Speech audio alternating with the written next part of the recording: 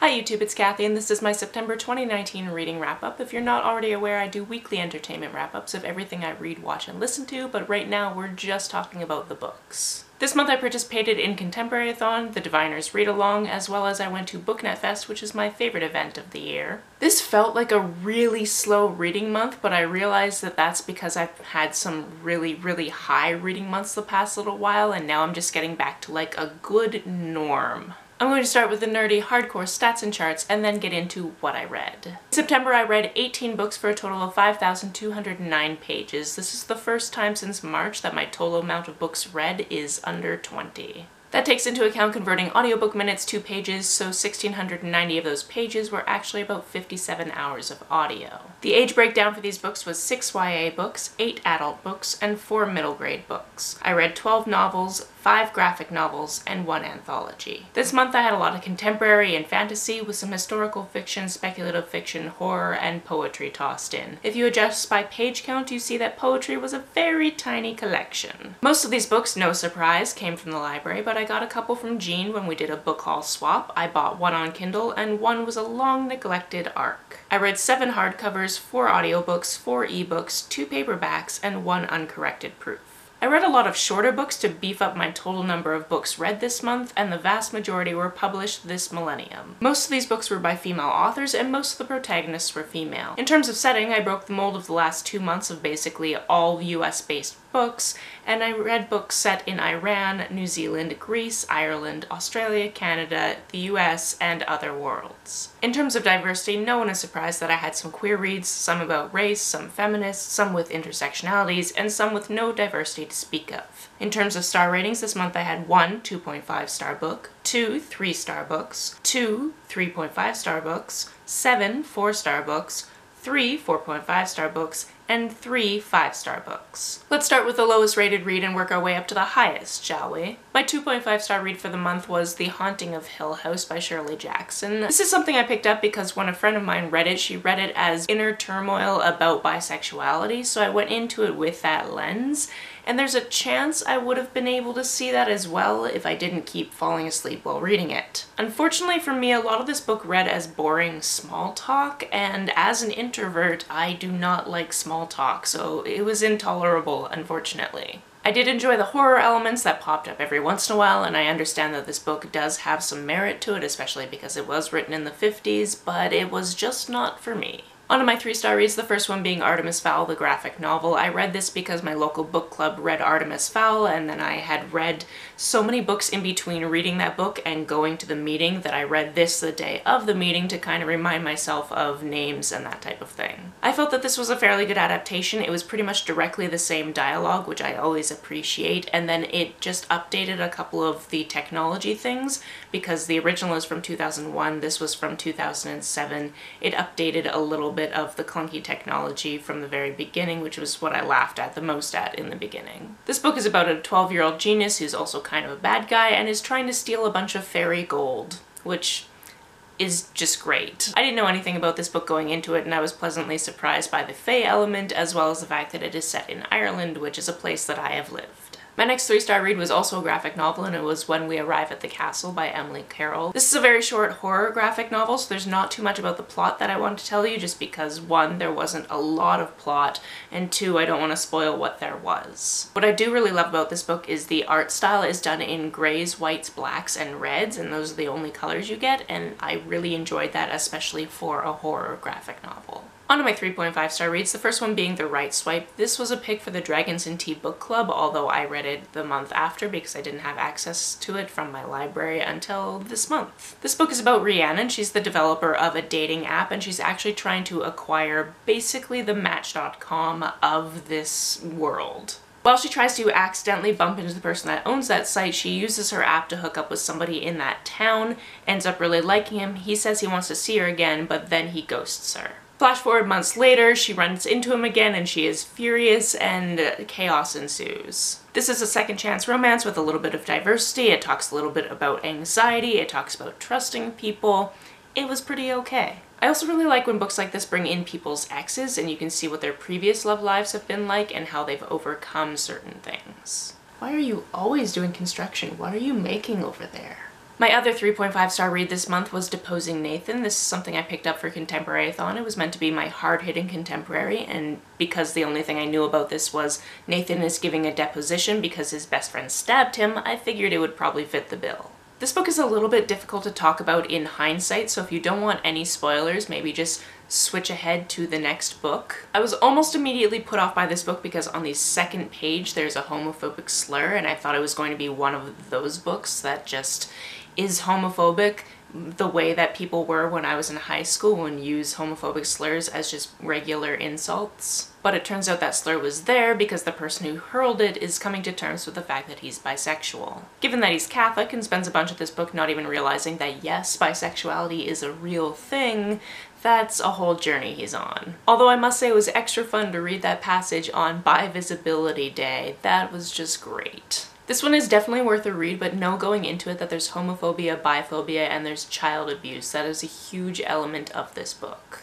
On to my 4-star reads, the first one being Come Close by Sappho. This is a collection of 6 of her poems, and I really enjoyed them. I actually read them in the bathtub of my hotel room in Denver while I was on a 24-hour layover on the way to BookNet Fest. And I definitely feel like these poems were meant to be read out loud, so if you ever have the chance to do it, I highly suggest this method of consuming this poetry. My next 4-star read was The Testaments. This is the follow-up to The Handmaid's Tale, and I'm sure that you all know that. I haven't actually seen the TV show, and I understand that you meet these characters in the TV show, which is interesting to me. I didn't do a reread of The Handmaid's Tale before going into this, and it turns out that I probably didn't have to, so that's good. This one is also written as though it is a series of documents, one being a hidden document by one of the aunts, and 2 being testimonies of women that either grew up in Gilead or didn't. This definitely had a lot to say about the political climate, both of here and of Gilead. I also don't remember it being made explicitly clear in the first text that Gilead was the United States previously, but that's definitely made clear in this text. So if you like your dystopians a little bit too close to home, this is one to pick up. My next 4-star read was A Spark of Light by Jodi Picoult. This is a book that centers heavily around abortion. It takes place in a clinic that does provide abortions. And the format of the book is interesting because we start at 5 o'clock and then we go backwards to 4 o'clock and then backwards to 3 o'clock, 2 o'clock, and you see kind of the day in reverse before you get to see what happens at the very end. Through this narrative, you see many different walks of life. You see people that are anti-abortion, you see people that are pro-choice, you see people that are just there trying to get birth control. You get the perspective of why this doctor has chosen to perform abortions. You get a lot of different perspectives, and I really enjoyed that. I understand that this can be seen as a very complex topic, and I enjoy that the book didn't try to solve it in any way, but it did give some facts as to what is going on, especially in the United States when it comes to abortion providers. Next, I finally read Wilder Girls by Rory Power. I actually started reading this over a month ago, and then I was returning a different book on my library app on my phone, and it returned this book instead, so I had to go back to the end of the holds list. This book is about a group of girls who are at a boarding school on an island, and suddenly there is a breakout of this thing they call the tox, and it does very terrible things to their bodies, so basically they're being quarantined on this island and have been for the past 18 months. This book is very much about the horrible conditions and how they changed from a school to basically people just trying to survive. They don't have a lot of supplies, and the food that is sent into them isn't enough to feed everyone. Many people have died over the last 18 months. And this book is very much about whether or not they're going to survive. This book was very atmospheric, and if you're looking for yet another spooky read to add to your October TBR, this is one to pick up. Next we have City of Girls by Elizabeth Gilbert. This is a historical fiction that takes place in the 1940s in New York. I originally heard of this book because somebody said that if you like The Seven Husbands of Evelyn Hugo, you will like this book, and I think that that is true if you like it for the reasons that I do. Those being the glitz, the glamour, and the open discussions about sexuality. In addition, the protagonist is sent to live with an aunt who runs a theater in New York, and they live in the theater, and that's just a lifelong dream of mine, so that was wonderful. This one also has an interesting format to it in that it starts out with the protagonist getting a letter from someone, and that someone is asking her, "What did you mean to my father?" This book is essentially her response to that question. This book obviously checked a lot of boxes for me, and I highly recommend it.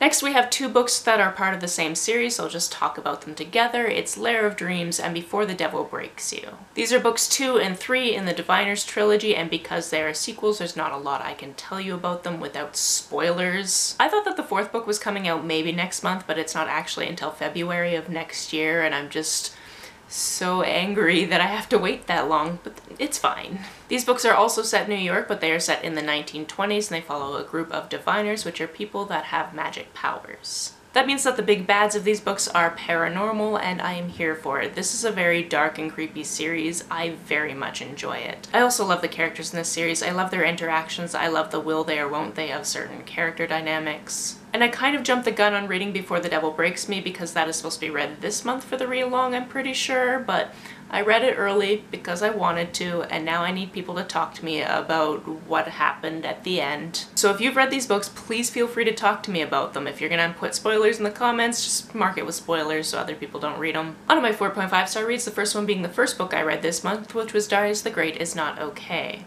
If I could make one recommendation for this book, it would be to read the audiobook, simply because the accents that are in the audiobook are wonderful to hear. I can't speak to the authenticity of the accents, but what I can tell you is that there are certain words that are said throughout this book that I wouldn't have been able to pick up just reading on the page. This book is obviously about Darius, who is mixed race. His father is white and his mother is Persian. And a large amount of this book takes place in Iran because they go to visit his ailing grandfather. Darius is a very sensitive boy and he has depression, which is passed down from his father, so he's taking medication for that. This is not something that is typically understood by Persian culture. Particularly why I suggest the audiobook is when his Persian family speaks to him, it is with an accent, as well as they call him Dariush, which is the original version of his name, and that's something that I don't think I would have been able to pick up off the page. This is also a book I picked up because I was under the impression that it was queer lit, and there is a chance that it is, but it's not made clear. At the end of the book, when the protagonist has gone back to America, he does say that he loves this boy that he met over there, but we don't know if it is a platonic love or if it is a romantic love. Apparently the author is writing a follow-up, so if that is ever published, we will get an answer to that, I assume. But at this point, it could go either way, and I honestly would be okay with it going either way because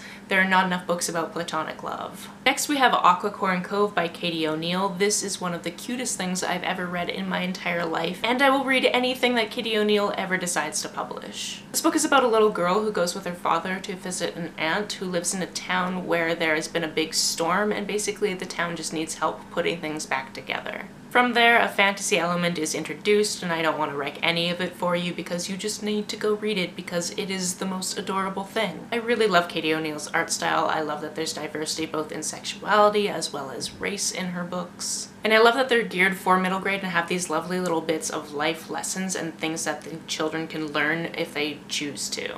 At the end of this book, there's this whole write-up about coral reefs and how they're being destroyed and what we can do about it, and I just really love that this is her form of activism. My last 4.5 star read was Now a Major Motion Picture by Corey McCarthy. This was something that was just fantastic. Iris is the granddaughter of a very famous writer who wrote a trilogy of books which is basically the feminist version of The Lord of the Rings. The first book is now being made into a movie, so Iris and her little brother Ryder have been invited to go to the set of the movie as basically support for it. However, Iris grew up being very far removed from these books because she wasn't allowed to read them growing up. Her father actually had a falling out with his mother and was basically like, nope, you can't read that fantasy crap, here I'm going to make you read all these classics. Iris also has another reason to dislike these books because 2 years previously, one of the fans of the books tried to kidnap her little brother. When Iris arrives in Ireland, she doesn't want this movie to continue, but throughout this book she learns about her grandmother's trilogy, about her grandmother, about the people who are so passionate about this story and trying to put it together, which just makes for a wonderful fandom-loving read.